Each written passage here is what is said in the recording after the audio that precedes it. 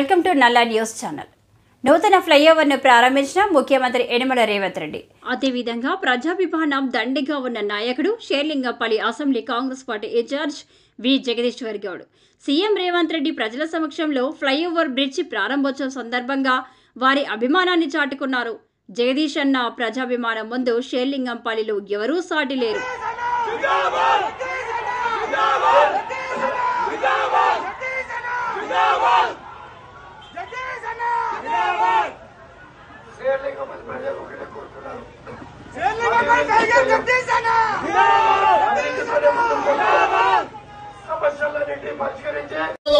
అట్లాంటి అభివృద్ధిని చేసే విధంగా ఇవాళ మూసీని అభివృద్ధి చేయడానికి సంపూర్ణమైన ప్రణాళికలను మన ప్రభుత్వం రచించింది. ఇవాళ హైటెక్ సిటీ చూస్తే ఒక ముఖ్యమంత్రి గుర్తొస్తాడు, ఐటీ లేకపోతే అంతర్జాతీయ ఎయిర్పోర్ట్ ఔటర్ రింగ్ రోడ్డు చూస్తే ఇంకొక ముఖ్యమంత్రి ఇంకొక ప్రభుత్వం గుర్తొస్తుంది. కానీ ఈనాడు మన ప్రభుత్వం ప్రజా ప్రభుత్వం మూసీ అభివృద్ధిని చూస్తేనే ప్రజా ప్రభుత్వం గుర్తొచ్చే విధంగా ఈ రోజు మూసీని మనం అభివృద్ధి చేసుకుంటాం.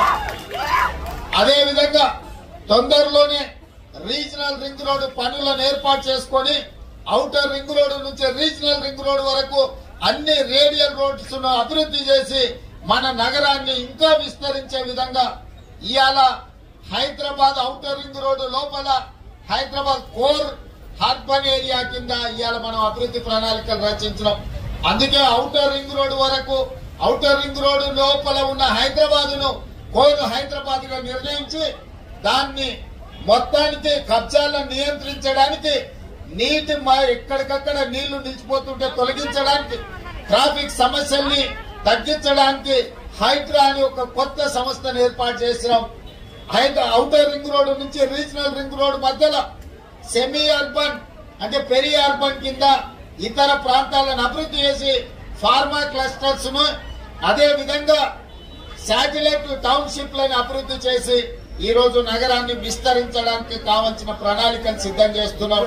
మీరందరి సహకారం ఉండాలి, అభివృద్ధిలో మీరు భాగస్వాములు కావాలి. ఇంత వర్షం వచ్చినా మీరందరూ ఇక్కడ నిలబడి ఏ విధంగా అండగా నిలబడ్డారో రాబోయే 10 సంవత్సరాలు ఈ నగరాన్ని విశ్వ నగరంగా చేయడానికి చేస్తున్న ప్రణాళికలకు మీ సహకారం ఉండాలి అని కోరుకుంటూ మీ అందరి దగ్గర సెలవు తీసుకుంటున్న మిత్రులారా, ముఖ్య అతిథి ఆనరబుల్ సీఎం గారు రైతుల కోసం రాష్ట్ర